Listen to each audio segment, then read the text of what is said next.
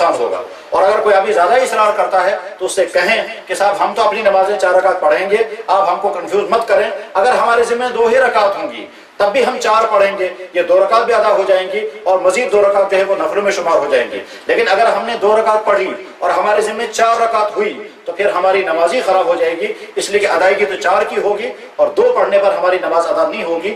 بہرحال اس کنفیوژن سے اپنے آپ کو بچائیں اور نمازیں ٹھیک طرح سے وہاں ادا کریں. پھر جب مکہ مکرمہ سے آپ مدینہ طیبہ کا سفر کریں گے تو مدینہ طیبہ کے راستے میں آپ قصر نمازیں پڑھتے رہیں گے اور مدینہ طیبہ پہنچ کر کے عام طور پر آپ کا 8 یا 9 دن وہاں قیام ہوگا. ان ایام میں آپ مسافر ہی رہیں گے، لہٰذا آپ کو قصر کرنی چاہیے. مگر چونکہ مدینہ طیبہ پہنچ کر آپ مسجد نبوی میں امام کی اقتداء میں نماز ادا کریں گے تو اس لیے آپ امام کی اقتداء میں پوری نماز ادا کریں گے، چاہے آپ اپنی نجی طور پر مسافر ہیں مگر چونکہ مقیم امام کے پیچھے آپ نماز ادا کر رہے ہیں اس لیے پوری نماز ادا کریں امام کی اقتداء میں. اس طرح سے جب آپ مدینہ طیبہ سے واپس چلیں گے یا مکہ مکرمہ سے واپس چلیں گے تو راستے میں پھر آپ کو اسی طرح سے قصر کرنی ہوگی یہاں تک کہ آپ اپنے شہر کے حدود میں یا اپنے گاؤں کے حدود میں داخل ہو جائیں. اس وقت آپ کی قصر کی نماز ختم ہو جائے گی اور آپ پر پوری نماز لازم ہو جائے گی. دوسرا اہم مسئلہ خواتین کا ہے. بعض خواتین کو اس بات کا ڈر رہتا ہے کہ ٹھیک ایام حج میں ہمیں عذر پیش آ سکتا ہے، نسوانی عذر. وہ عذر جو خواتین کے لیے اللہ نے لازم کیا ہے اس عذر کی بنا پر حج کے ایام میں بہت بڑا خلل پیدا ہو جاتا ہے. تو بعض خواتین چاہتی ہیں کہ ہم ایسی دوائیاں استعمال کریں جن دوائیوں سے وہ عذر رک جائے. سوال یہ ہے کیا یہ دوائیاں استعمال کرنا درست ہے یا نہیں؟ اس کا جواب یہ ہے کہ بلا شبہ ایسی دوائیاں استعمال کرنا درست ہے، اس میں کوئی حرج نہیں ہے. مانع حیض ادویات استعمال کرنے کی اجازت ہے. خواتین کا دوسرا مسئلہ یہ ہے کہ اگر جس دن ان کو احرام باندھنا ہو، چاہے وہ عمرے کا احرام باندھنا ہو یا حج کا احرام باندھنا ہو، اگر ٹھیک اس دن ان کو عذر ہوا تو کیا کریں گی؟ اس کا جواب یہ ہے کہ ان کو کوئی پریشان ہونے کی بات نہیں ہے. اسی عذر کی حالت میں وہ احرام باندھیں. احرام باندھنے وقت پہلے 2 رکعت نماز پڑھنی ہوتی ہے. عذر کی بنا پر وہ 2 رکعت نماز تو نہیں پڑھیں گی لیکن وہ تازہ وضو کریں، ہو سکے تو غسل کریں. تازہ وضو کرنے کے بعد پھر وہ چاہیں تو جائے نماز پر بیٹھیں اور دعائیں کریں اور دعائیں کرنے کے بعد پھر نیت پڑھیں اور نیت کرنے کے بعد پھر تلبیہ پڑھیں. ان کا احرام ہو جائے گا اور عذر کی بنا پر ان کا احرام ایسا نہیں ہے کہ احرام منعقد نہیں ہوا، وہ محرمہ بن جائیں گی. اس کے بعد پھر اگر اس پورے سفر میں ان کا عذر برقرار رہا، مکہ مکرمہ پہنچنے کے بعد جتنی دنوں تک یہ عذر برقرار رہے گا اتنی دنوں میں وہ احرام کی حالت میں ہیں، تلبیہ پڑھتی رہیں اور جس دن عذر ختم ہو جائے گا وہ تازہ غسل کر کے اس کے بعد حرم میں داخل ہوں اور عمرہ جس طرح سے مردوں نے کیا تھا اس طرح سے عمرہ کر لیں. اور اگر حج کے دوران یہ عذر پیش آ گیا تو اس میں بھی کوئی گھبرانے کی بات نہیں ہے. عذر کی حالت میں مینا جانا بھی درست، عذر کی حالت میں عرفات اور مزدلفہ پہنچنا بھی درست، عذر کی حالت میں وقوف عرفہ بھی درست، عذر کی حالت میں دعائیں کرنا بھی درست اور تلبیہ پڑھنا بھی درست، قربانی اور بال کاٹنا بھی سب کچھ درست ہے. بس عذر کی حالت میں صرف ایک طواف یعنی طواف زیارت وہ نہیں کر سکتی ہیں. جس دن پاک ہو جائیں گی اس دن وہ طواف زیارت بھی کر لیں گی. خواتین کا ایک بڑا مسئلہ جو اہم ہے وہ یہ کہ احرام باندھنے کے بعد خواتین کو اپنے چہرے کے متعلق کیا کرنا ہے. خواتین کو میرے وقت 2 حکم ہیں. ایک حکم یہ ہے کہ کوئی کپڑا ان کے چہرے کو لگنے نہ پائے اور دوسرا حکم یہ ہے کہ وہ اپنے چہرے کا پردہ بھی کریں. لہذا سب سے بہتر یہ ہے کہ خواتین ایک ایسی ٹوپی جس میں پک نکلی ہوئی ہو وہ پک نما ٹوپی لگائیں اور اس کے بعد پھر اپنے برقعے کی چادر اپنے اس سامنے سے لٹکا دیں تاکہ یہ برقعے کی چادر چہرے سے فاصلے پر رہے اور جب وہ فاصلے پر رہے گی کہ چہرے کو وہ مس نہیں کر سکے گی تو اس طرح سے پردہ بھی رہے گا اور اس طرح سے کپڑا بھی ان کے چہرے کو لگ نہیں سکے گا. لیکن اگر کوئی خاتون اس طرح کی پک استعمال نہ کر پائے تب بھی اس کو دوسرے مردوں کے سامنے پردہ کرنا ضروری ہے اور اپنے چہرے کو چھپا کر کے رکھنا ضروری ہے کیونکہ پردے کا حکم اپنی جگہ مستقل ہے اور چہرے پر کپڑا نہ لگے یہ احرام کا مستقل ایک حکم ہے. ان دونوں کو جمع کرنے کا طریقہ جو اکابر اور متدین حضرات کا معمول ہے وہ یہ ہے کہ وہ اپنی خواتین کو ایک ایسی ٹوپی جس میں پک نکلی ہوئی ہو وہ پہنواتے ہیں اور اس کے بعد اس پک کے سامنے سے برقعے کا نقاب ڈلواتے ہیں تاکہ یہ برقعے کا نقاب چہرے سے فاصلے پر رہے. اس طرح سے پردہ بھی رہے گا اور اس طرح سے ان کے چہرے کو کپڑا بھی نہیں لگ سکے گا. خواتین عام طور پر چوڑیاں وغیرہ پہن کر کے جاتی ہیں. یاد رکھیں کانچ کی چوڑیاں کبھی کبھی وہاں طواف کے دوران ٹوٹ جاتی ہیں اور اس کی وجہ سے لوگوں کو تکلیف ہوتی ہے. وہ ٹوٹی ہوئی چوڑیاں جب نیچے گرتی ہیں تو بعض دفعہ طواف کرنے والوں کے پاؤں میں وہ چبھ جاتی ہیں، اس طرح کی چوڑیں استعمال نہیں کرنی چاہیے۔ طواف میں ایک چیز کی بڑی ضرورت ہے، وہ یہ کہ طواف کرتے کرتے کبھی یہ یاد نہیں رہتا ہے کہ کتنے چکر ہم نے کیے، تو کبھی کنفیوژن ہو جاتا ہے کہ 2 ہوئے یا 3 ہوئے، اور آدمی اسی کنفیوژن میں کبھی پریشان رہتا ہے اور پورا طواف اسی سوچ میں گزر جاتا ہے کہ پتہ نہیں چکر پورے ہوئے یا کم زیادہ ہو گئے۔ یاد رکھیں، اگر کسی وقت آدمی کو کنفیوژن ہو گیا کہ پتہ نہیں 2 چکر ہوئے ہیں یا 3 ہوئے ہیں یا 4، تو ایسی صورت میں بہتر یہ ہے کہ کم والی تعداد مان لی جائے۔ یعنی اگر آپ کو شک ہو گیا ہے کہ 3 چکر ہوئے یا 4 تو آپ 3 مان لیں، اور اگر آپ کو شک ہوا ہو کہ 4 ہوئے یا 5 تو 4 مان لیں۔ اسی طرح سے طواف کے دوران کبھی نماز کھڑی ہو جاتی ہے، تو اس وقت جہاں پر نماز کھڑی ہو جائے وہیں پر آپ نماز کے ساتھ شامل ہو جائیں، اور جو ہی امام سلام پھیرے تو وہاں سے آپ اپنا باقی طواف پورا کر سکتے ہیں۔ اور اگر طواف کے دوران وضو ٹوٹ جائے تو اس صورت میں وضو کرنے کے لیے مکہ خانہ کعبہ سے باہر نکلیں، اور باہر نکلنے کے بعد جب وضو کر کے آئیں گے تو وہ جو پہلا طواف آپ کر رہے تھے، جس طواف کے دوران آپ کا وضو ٹوٹ گیا، اگر آپ نے میکسیمم چکر کر لیے ہیں، یعنی 4 یا 5 چکر آپ کر چکے ہیں اور اب آپ کا وضو ٹوٹا، تو واپس آ کر کے آپ ان 4 یا 5 چکروں کو مان کر کے بقیہ 3 یا 4 چکر جو باقی ہوں گے وہ کر سکتے ہیں۔ لیکن اگر آپ نے 2 یا 3 چکر ہی ابھی کیے تھے اور آپ کا وضو ٹوٹ گیا اور آپ وضو کرنے کے لیے باہر نکل گئے، تو آپ کے وہ 2 یا 3 چکر جو ہیں وہ سوخت ہو جائیں گے، یعنی ساقط ہو جائیں گے، اور آپ جب واپس آئیں گے تو اب آپ کو نئے سرے سے طواف کرنا ہوگا۔ یہ بات بھی یاد رکھیں کہ جب بھی طواف کریں گے، ہر طواف کے بعد 2 رکعت نماز پڑھنا لازم ہے، واجب ہے، تبھی طواف مکمل ہوتا ہے۔ البتہ ان 2 رکعتوں کے لیے ضروری ہے کہ مکروہ اوقات میں یہ نہ پڑھی جائیں، یعنی اگر آپ نے فجر کے بعد طواف کیا تو آفتاب نکلنے سے پہلے یہ 2 رکعت نہ پڑھیں۔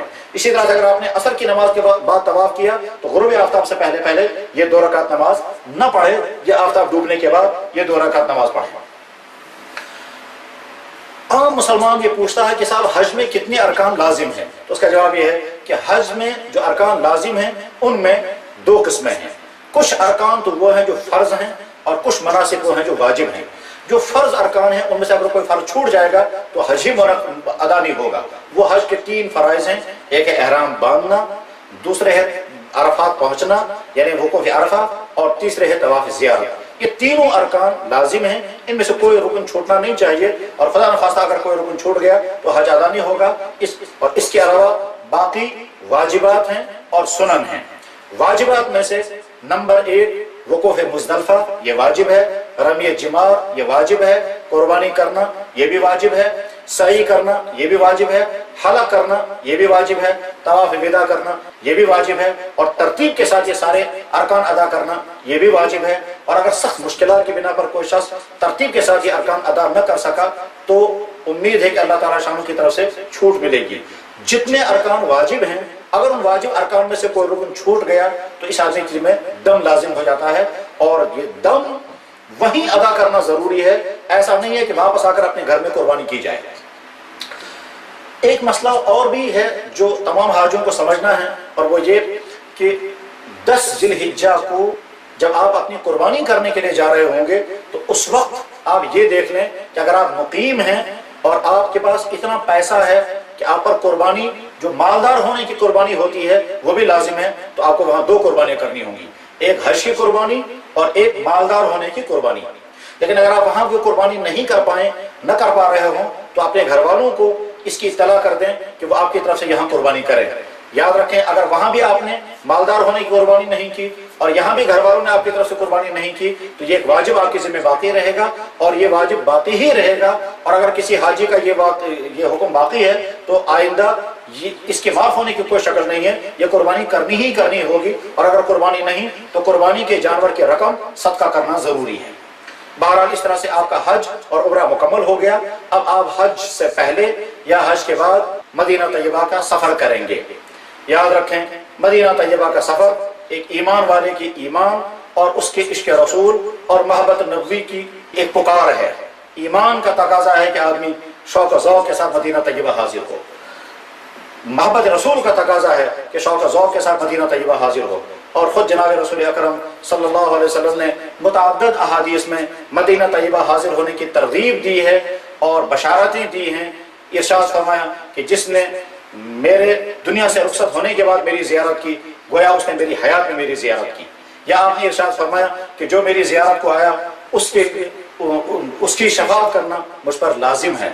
اس لیے جب مدینہ طیبہ کے لیے روانہ ہوں تو اس دن آپ کے دل میں اتنا ایمانی شوق اور دربار رسول میں حاضر ہونے پر اتنی فرحت اور کسی چیز کی نہیں ہونی چاہیے۔ مدینہ طیبہ کی حاضری پر نیت کیا کریں؟ یاد رکھیں، مدینہ طیبہ کی حاضری ایک تو جناب رسول اکرم صلی اللہ علیہ وسلم کے بارگاہ اقدس میں سلام پیش کرنے کے لیے حاضر ہونا ہے، آپ کے روضہ اقدس کی زیارت کرنے کے لیے حاضر ہونا ہے، اور مسجد نبی میں نماز ادا کرنے کے لیے۔ مسجد نبی میں نماز ادا کرنا ایک حدیث میں 1000 نمازوں کا ثواب اور ایک حدیث میں ہے 50,000 نمازوں کا ثواب۔ لیکن اگر ہم صرف ثواب حاصل کرنے کی نیت سے مدینہ طیبہ جائیں تو اس سے زیادہ بہتر تو ہمارے لیے یہ ہے کہ ہم خانہ کعبہ میں رہیں، اس لیے کہ خانہ کعبہ میں ایک نماز ادا کرنے پر 1,00,000 نمازوں کا ثواب ملتا ہے۔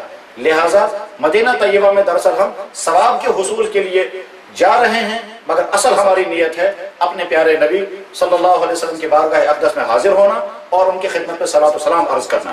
لہٰذا جس دن آپ مدینہ طیبہ کے لیے روانہ ہوں، آپ کی زبانوں پر درود، نعتیں اور جو دعائیں آپ کر سکتے ہوں، یہ پورا سفر آپ کا درود شریف کی کثرتوں میں گزرنا چاہیے۔ اس پورے سفر میں بار بار سوچیں کہ ہمارے نبی صلی اللہ علیہ وسلم نے انہی راستوں پر بار بار یہ سفر کیے ہیں۔ کبھی آپ نے بچپن میں سفر کیا تھا اپنی والدہ کے ساتھ جب آپ کی عمر 6 سال کی تھی، پھر آپ نے اسی راستے سے سفر کیا ملک شام کا، پھر آپ نے اسی راستے سے ہجرت کا سفر کیا، پھر آپ نے اسی راستے سے عمرے کا سفر کیا، صلح حدیبیہ کے موقع پر آپ نے سفر کیا، عمرۃ القضاء کے موقع پر، پھر اسی راستے سے آپ نے سفر کیا کبھی فتح مکہ کے موقع پر، اور اخیر میں اسی راستے پر آپ نے سفر کیا ہوگا حج کے لیے۔ اور آج جو راستہ بنایا گیا ہے وہ کہا یہ جاتا ہے کہ تقریباً اس راستے سے قریب گزرتا ہے جو راستہ آپ نے سفر ہجرت میں اختیار کیا تھا۔ ظاہر ہے جناب رسول اکرم صلی اللہ علیہ وسلم نے جب یہ سفر فرمایا تھا تو آپ بھوکے پیاسے پریشان حال سخت ترین کڑکتی ہوئی دھوپ میں اور تقریباً 9 دن اسی راستے میں گزرے تھے۔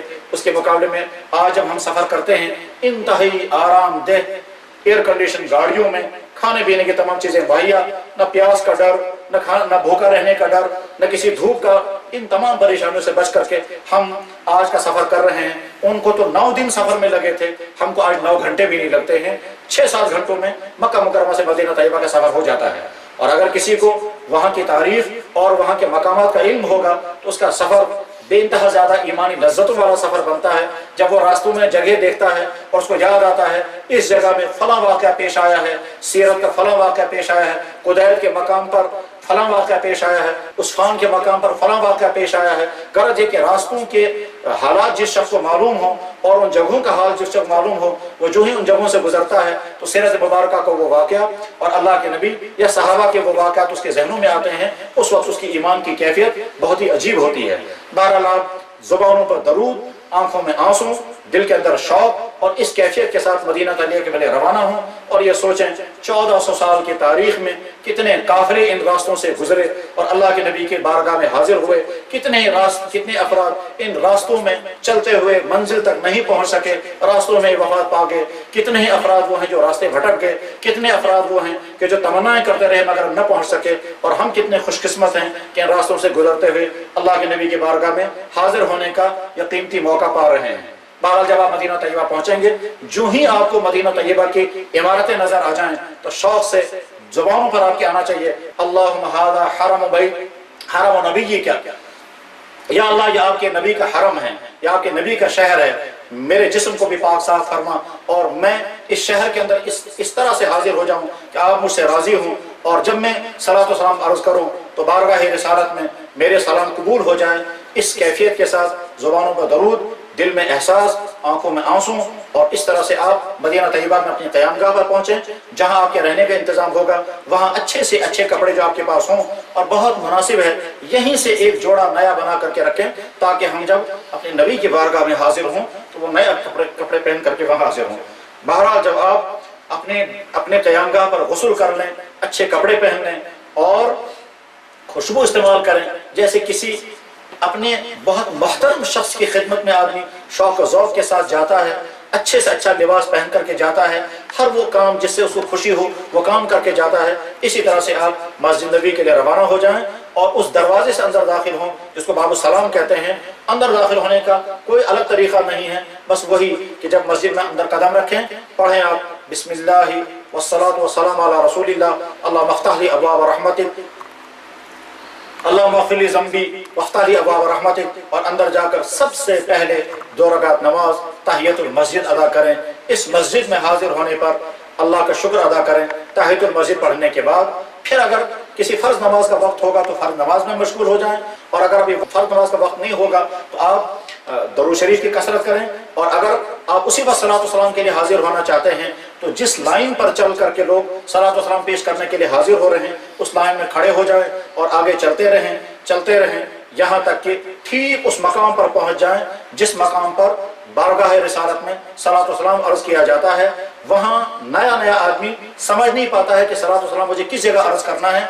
उसके लिए ये बात ज़हन में रखें कि जब आप चलते रहें और सब्ज़ जालियों के सामने खड़े हो जाएं तो जिस जगह गोल दायरा बना हुआ है और उस गोल दायरे के ऊपर हल्का सा सुनहरे रंग का बोर्ड लटका हुआ है जिस पर लिखा हुआ है हादा मुहम्मदुर रसूलुल्लाह, उस जगह खड़े होकर के आप पढ़ें अस्सलातु वस्सलामु अलैका या रसूल अल्लाह, अस्सलातु वस्सलामु अलैका या हबीब अल्लाह, अस्सलातु वस्सलामु अलैका या खलील अल्लाह।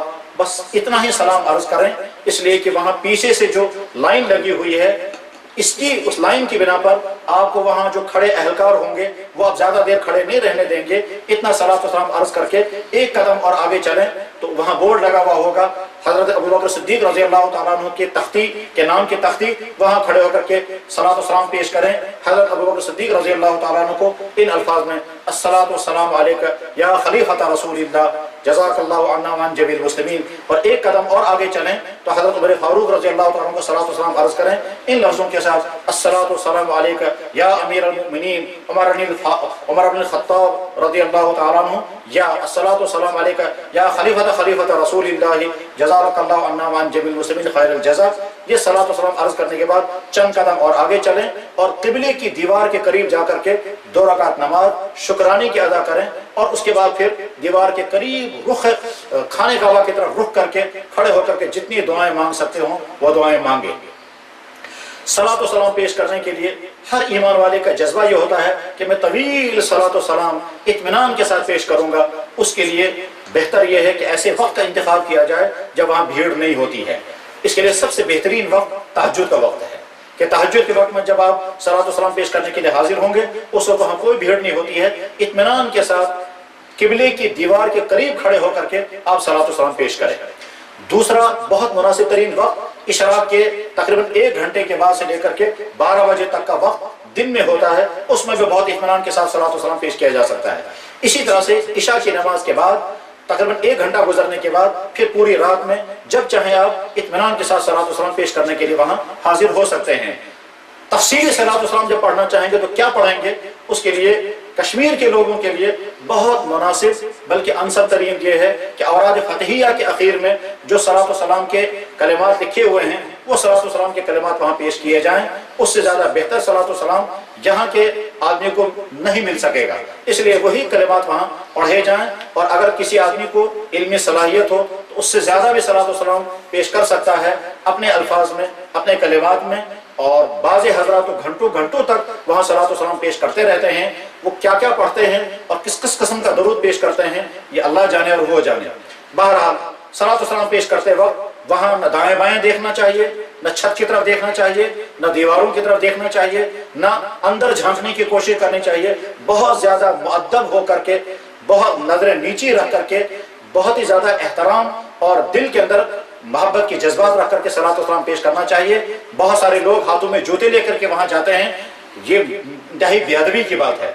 बहुत सारे लोग वहाँ खड़े होकर के मोबाइल से फोटो खींचते रहते हैं, ये भी बेअदबी की बात है। और बहुत सारे लोग इससे ज्यादा अजीब बेअदबी ये करते हैं कि वहाँ मोबाइल ऑन करके फिर घर वालों को फोन करके कहते हैं अब तुम मोबाइल के जरिए से यहाँ सलाम पेश करो, ये भी बेअदबी की बात है। इन तमाम हरकतों से बचना चाहिए।